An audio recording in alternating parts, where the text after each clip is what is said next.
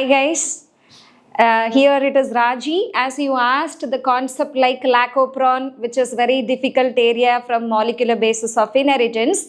So here the lacopron is for you. So the lacopron was discovered by, there are two scientists. Those are Jacob and Monod. In generally when you are learning, you might have remembered Jacob and Monod. But when you are referring your NCERT textbook, which is given very detailed way, the genetist, so the Francis Jacob is a genetist and your Jacques Monod is a biochemist. This is your NTA question. So don't forget about it, students. Your genetist Francis Jacob and then biochemist your Jacques Monod. So when you are learning the name of the scientist given by the lacopron, you just learn thoroughly like who is a genetist and who is a biochemist, Jacob and Monod. So and then lacopron, in this term, lac refers to lactose. As you guys know that lactose is a disaccharide, which is disaccharide. Biochemically, if I speak, it is a disaccharide. The monomeric unit of these disaccharides are glucose plus galactose. So the monomeric units are nothing but glucose plus galactose. As you know, the lactose being it is a disaccharide which cannot be taken as such, it has to convert into its monomeric form like glucose and galactose. For this conversion, we need enzymes. So the enzymes all, you all come across enzymes all, exception is there. Most of the enzymes are proteinaceous in nature. So it needs some gene control and gene regulation. One such gene regulation is your lacopron. Okay, so the term lac stands for disaccharide called lactose, that you are supposed to remember. Then it is polycystonic gene expression. Being you guys are aware of it, if it is a prokaryotic cell, if the cell is prokaryotes, so the gene expression is polycystonic gene expression. You aware of it, the term called cystron is nothing but the segment of gene which is expressed as protein. So in case of prokaryotes, it is polycystronic. In case of eukaryotes, it is monocystronic. So here lacopron is exclusively for prokaryotes. So the name of the organism, another important neat question which we are going to discuss now from the lacopron is the prokaryotic cell which are involved in lacopron concept is E. coli. So E. coli is a prokaryotic cell which is a gram-negative rod-shaped cell. So these are all the extra information you should remember. You should recap from biological classification. So E. coli is a rod-shaped gram-negative bacteria. Fine. So when it comes to the lacopron, there are some common promoters. So I'll show you when I'm giving to the diagram over here. So it has a common promoter and then regulatory gene. So these are the two major components of your lacopron. So there are certain examples which are given in your NCERT. So the question can be asked in the NEET examination. Apart from your lacopron, what are the other opron concepts might be there? So they can ask you in the statement type of question and this might be one of the statement. So you look at your tripopron, araopron. Tripopron is nothing but your tryptophan. Hisopron is nothing but your histidinopran. Valopron, it is for your valinopron. You might have heard about these are the amino acids. And the araopron is nothing but arachidonic. So it is, not come under the amino acid, which is one type of the polysaccharide. So these are the other opron concepts where there for your learning, not now, in your future. So here in detail we are going to learn about your lacopron. Let's move on to the lacopron. When we are discussing about the lacopron, there is one regulatory gene which is shortly known as I gene. So the I gene which is given in your lacopron concept which is shortly known by the people as I gene. So I gene, remember I gene here clearly says as it is a regulatory gene, and otherwise it is called it as repressor gene also. Why is it called it as repressor gene? Being it is producing the repressor protein, it is otherwise called it as repressor gene. And then there are three important structural genes. Being it is a polycistronic gene, obviously it has more than one structural gene over here. What are the three structural genes which are associated with the lacopron? One is LAC-Z, LAC-Y, LAC-A. So there are three structural genes, being it is a polycistronic gene. Keep in your mind, it's an important point. LAC-Z, LAC-Y and LAC-A. These are the three structural genes associated with the lacopron in E. coli. Again, I am stressing it is E. coli. So what is the ultimate purpose of this LAC-Z? I was telling in the introduction. So the lacopron is for the digestion of the disaccharide called lactose. Fine. So then why we are just talking about these are the genes which are associated in the lacopron. How the E. coli cell, in the absence or presence of the glucose, it satisfies the food need or energy need. That's what we are discussing in the lacopron.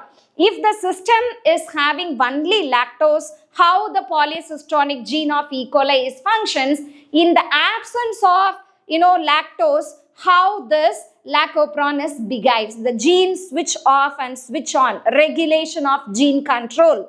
See, for example, LAC-Y gene, which produces the enzyme called beta-galactosidase for the major or primary enzyme which split the lactose into glucose plus galactose. The next gene which is associated with the lacopron is LAC-Y gene, which produces the enzyme called permeases. Being the name itself, you guys were aware of it. Permease is an enzyme which helps to take up the certain compounds or substance or substrate. Here our substrate is lactose. So the permease enzyme helps the cell to take up the lactose molecule. And then the third gene called LAC-A gene. So the LAC-A gene which produces the enzyme called trans-acetylase enzyme. So being many scientists were listing out the function of the trans-acetylase during the lacopron is not clear. Even in the NCERT book which is not given clear. Next, these three gene products. These are the three gene products. Look at here once again, I'll just give you. LAC-Z, which produces beta-galactosidase enzyme, which is the primary enzyme. This enzyme splits the disaccharide called lactose into the monosaccharides like glucose plus galactose. Next, LAC-Y gene, which produces the enzyme called permeases. The function of this permeases enzyme, it allows the cell to take up the substrate called lactose over here. Then the LAC-A gene, which is synthesizing the enzyme called the trans-acetylase. The function of this gene is not known clearly by the scientists.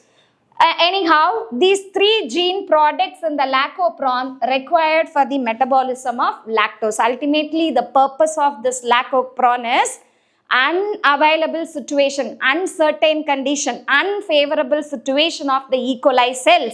The glucose is absent where the lactose alone is present in the system or the environment. So that time the E. coli cell should digest the lactose, metabolize the lactose. That's why they have a special gene regulation called lacopron. So we'll just see with the help of the NCERT diagram over here when you will be understanding so clearly. Look at here, my dear student. See, the lactose digestion. In the absence of lactose, what will happen to the gene regulation? In the presence of lactose in the environment, how this lacopron behaves in such a way, there is an NCERT diagram. So which I brought it for you now. Look at here, this is the gene for lacopron, polycistronic gene. So if I wanted to write exactly, this is your polycistronic gene. Polycistronic genes are LAC-Z, LAC-Y and LAC-A. Look at the concept now. There is a promoter.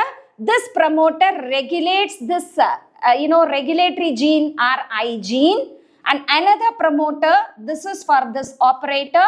Both this promoter and operator controls these polycystonic structural genes in lacoperon.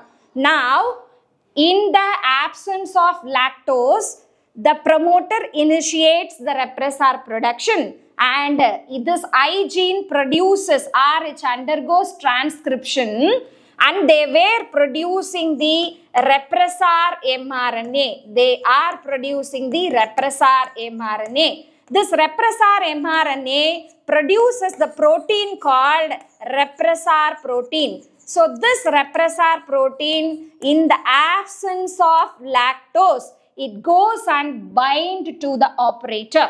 As soon as when they bind to the operator, this polycystonic structural genes are inactivated. What do you mean by that? It is inactivated in the sense LAC-Z gene is not transcribed, LAC-Y gene is not transcribed, LAC-A gene is also not transcribed, being a mRNA. If the mRNA is not transcribed, there is no protein for LAC-Z called beta-galactosidase.